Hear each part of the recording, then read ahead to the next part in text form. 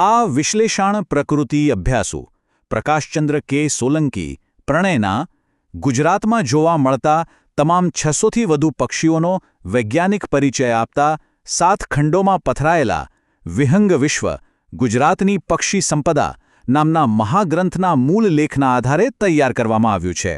લેખકના ક્ષેત્રકાર્ય, વૈજ્ઞાનિક સંશોધનો અને સંદર્ભ સાહિત્યના ઉપયોગથી માહિતીને વૈજ્ઞાનિક રીતે સચોટ બનાવવા પૂરતો પ્રયત્ન કરવામાં આવ્યો છે. આમ છતાં આ એક AI જનરેટેડ વિડિયો હોવાથી જો કોઈ ક્ષતિ રહી ગઈ હોય તો તેને ક્ષમ્ય ગણવા વિનંતી. નમસ્કાર. જરા વિચારો, કોઈ પાસપોર્ટ કે મેપ વિના હજારો કિલોમીટરની સફર. આજે આપણે પ્રકૃતિના સૌથી મોટા અને રહસ્યમય વૈશ્વિક પ્રવાસની વાત કરવાના છીએ. આ કોઈ સામાન્ય ઉડાન નથી હો, આ તો લાખો પક્ષીઓની એક એવી મહાયાત્રા છે જે ખરા અર્થમાં પૃથ્વીના નકશા પર લખાયેલી કોઈ જીવંત કવિતા જેવી લાગે છે. ચાલો આ અદ્ભુત રહસ્યને જરા વૈજ્ઞાનિક દૃષ્ટિકોણથી ડીકોડ કરીએ. આજના આ વિશ્લેષણમાં આપણે આટલી બાબતો પર નજર કરીશું: પક્ષીઓનું સ્થળાંતર અને જીવવિજ્ઞાન, તેમની અદ્ભુત પ્રાકૃતિક GPS સિસ્ટમ, આપણા ગુજરાત સાથેનો સેન્ટ્રલ એશિયન ફ્લાયવેનો નાતો, કેટલાક મગજ ચક્રાવે ચડાવી દે તેવા ઐતિહાસિક રેકોર્ડ્સ અને છેલ્લે પક્ષીઓનું ટ્રેકિંગ અને આપણી જવાબદારી. તો સીધી જ શરૂઆત કરીએ. વિભાગ પહેલો, પક્ષીઓનું સ્થળાંતર અને જીવવિજ્ઞાન. ચાલો આ લાંબી ઉડાન પાછળના તેમના શરીરના આંતરિક રહસ્યોને સમજીએ. તમને ક્યારે એવો પ્રશ્ન થયો છે કે આ પક્ષીઓને ખબર કેવી રીતે પડે છે કે હવે ઉડવાનો સમય થઈ ગયો છે? આ માટે એક બહુ જ મસ્ત જર્મન શબ્દ છે, ઝુગનરૂ. આ ઝુગનરૂ એટલે પક્ષીઓની અંદર ગોઠવાયેલી એક અદૃશ્ય એલાર્મ ઘડિયાળ.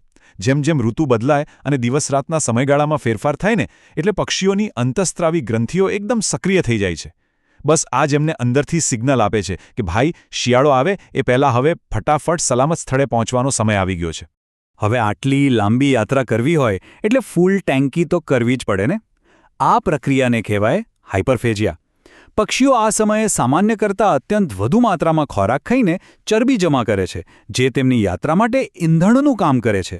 પણ સૌથી આશ્ચર્યજનક વૈજ્ઞાનિક તથ્ય તો એ છે કે વજન ઘટાડવા અને ઊર્જા બચાવવા કેટલાક પક્ષીઓ મુસાફરી પહેલાં પોતાના પાચનતંત્રના અંગોનું કદ જ ઘટાડી દે છે. બોલો, છે ને કમાલનું બાયોલોજી? આગળ વધીએ. વિભાગ 2, અદ્ભુત નેવિગેશન એટલે કે પ્રાકૃતિક GPS સિસ્ટમ. પક્ષીઓ આખા ખંડો પાર કરીને પોતાનો ચોક્કસ રસ્તો કેવી રીતે શોધે છે? અહીંયા તો પક્ષીઓ પાસે ખરેખર કોઈ સુપર હીરો જેવી તાકાત છે. તેમની આંખના રેટિનામાં ક્રિપ્ટોક્રોમ નામનું એક ખાસ પ્રોટીન હોય છે. આ પ્રોટીન સીધું ક્વોન્ટમ ફિઝિક્સના નિયમો પર કામ કરે છે. આના લીધે પક્ષીઓને પૃથ્વીના ચુંબકીય તરંગો એટલે કે મેગ્નેટિક ફિલ્ડ જાણે નરી આંખે દેખાતા હોય ને એવું પાવરફુલ વિઝન મળે છે. તેઓ આ જ તરંગોનો ઉપયોગ પોતાના ઇનબિલ્ટ હોકાયંત્ર તરીકે કરે છે. અને વાત ખાલી મેગ્નેટિક પાવર પૂરતી સીમિત નથી. આ પક્ષીઓ રાત્રે આકાશના તારાઓની ગોઠવણી અને દિવસે સૂર્યના ખૂણાનો ઉપયોગ કોઈ ગણિતશાસ્ત્રીની જેમ કરે છે. આ ઉપરાંત નદીઓ અને પર્વતો જેવી ભૂસ્તરીય નિશાનીઓ, ગંધ પારખવાની તેમની અદ્ભુત ક્ષમતા અને આપણે માણસો જે સાંભળી પણ નથી શકતા તેવા ઇન્ફ્રાસાઉન્ડ તરંગો પરથી તેઓ પોતાનો રસ્તો અચૂક પકડી રાખે છે. હવે વાત કરીએ ભૂગોળની. વિભાગ 3, ગુજરાત અને સેન્ટ્રલ એશિયન ફ્લાયવે. જોઈએ કે આ વૈશ્વિક પક્ષીઓનું સંગમ સ્થાન કેવી રીતે બને છે. તમે આકાશમાં પક્ષીઓને એમ વી આકારમાં ઉડતા તો જોયા જ હશે, બરાબર ને? પણ આ ખાલી દેખાવ માટે નથી હોતું. આમાં ગજબનું એન્જિનિયરિંગ છે. સૌથી આગળ ઉડતું પક્ષી જ્યારે હવાને કાપે છે ત્યારે પાછળના પક્ષીઓ માટે એક એરોડાયનેમિક લિફ્ટ એટલે કે ઉપર તરફનો ધક્કો પેદા થાય છે. આનાથી તેમની પુષ્કળ ઊર્જા બચે છે. આ પક્ષીઓના શાનદાર ટીમવર્કનું બેસ્ટ ઉદાહરણ છે. અને એટલે જ શિયાળો આવતા જ આપણા ગુજરાતના નળ સરોવર અને કચ્છના જળાશયોમાં એક અલગ જ રોનક આવી જાય છે.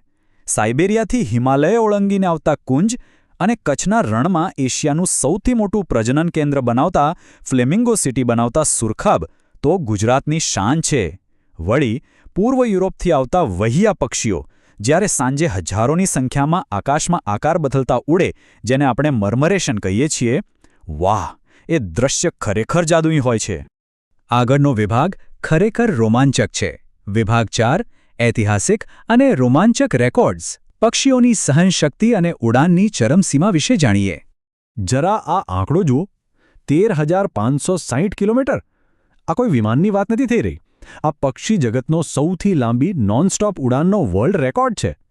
બાર-ટેઇલ્ડ ગોડવેટ નામનું પક્ષી અલાસ્કાથી ઓસ્ટ્રેલિયા સુધી ક્યાંય પણ રોકાયા વગર સતત 11 દિવસ અને રાત ઉડીને આ અશક્ય લાગતી સફર પૂરી કરે છે.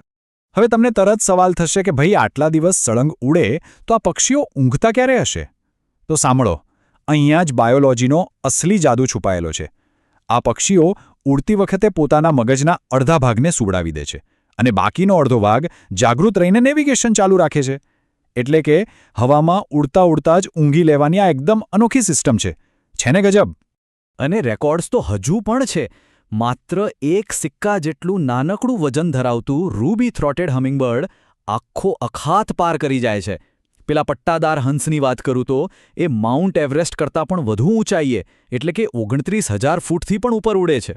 અને આપણા ભારત માટે ખાસ એવું અમૂર ફાલ્કન તો નાગાલેન્ડમાં રોકાયા પછી સીધું અરબી સમુદ્ર પર સતત 5 દિવસ નોન સ્ટોપ ઉડીને છેક આફ્રિકા પહોંચે છે. આ બધી માહિતી આપણને મળે છે ક્યાંથી?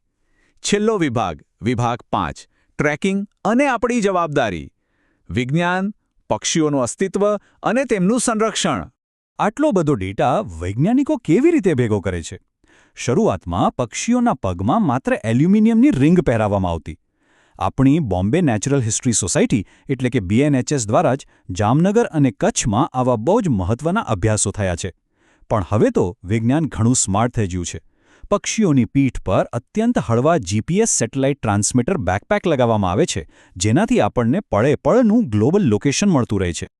પણ દોસ્તો, એક કડવી વાસ્તવિકતા એ પણ છે કે આપણા આધુનિક વિકાસે આ કુદરતી ચમત્કારને એક જીવલેણ અવરોધમાં ફેરવી દીધો છે. તેમના વિસામાના સ્થળો એટલે કે વેટલેન્ડ્સ ઝડપથી ખતમ થઈ રહ્યા છે અને પેલું પ્રકાશ પ્રદૂષણ, શહેરોની ઝગમગતી લાઇટોને કારણે રાત્રે તારાઓના આધારે ઉડતા આ બિચારા પક્ષીઓ રસ્તો ભટકી જાય છે અને કાચની મોટી મોટી ઇમારતો સાથે અથડાઈને જીવ ગુમાવે છે. અહીંયા સમજવા જેવો સૌથી મોટો મુદ્દો એ છે કે આ પક્ષીઓનું રક્ષણ કરવું એ માત્ર કોઈ જીવદયા નથી, પણ આપણી પોતાની જરૂરિયાત છે. આ પક્ષીઓ આખી દુનિયાના પારિસ્થિતિક તંત્રને જોડનારા ઇકોલોજીકલ કનેક્ટર્સ છે. તેઓ એક ખંડથી બીજા ખંડમાં બીજ ફેલાવે છે, પાકને નુકસાન કરતા કીટકો ખાઈ જાય છે અને આખી પૃથ્વીની ફૂડ વેબને બેલેન્સ રાખે છે. સીધી વાત છે, જો તેઓ નહીં બચે તો આપણું અન્નચક્ર પણ ખોરવાઈ જશે. મૂળ લેખમાંથી લેવામાં આવેલું એક બહુ જ પાવરફુલ અવતરણ મને અહીં યાદ આવે છે. આ માત્ર પક્ષીઓની યાત્રા નથી, આ પૃથ્વીના ધબકારા છે. આ પક્ષીઓ જે કોઈ સરહદ કે સીમાડા નથી માનતા, તે પ્રકૃતિની આઝાદીનો અસલી ઉત્સવ છે. તો હવે સવાલ એ છે કે શું આપણે આ જાગૃત પેઢી તરીકે એ સુનિશ્ચિત કરીશું કે પૃથ્વીના આ ધબકારા આપણા આકાશમાં કાયમ માટે ગૂંજતા રહે?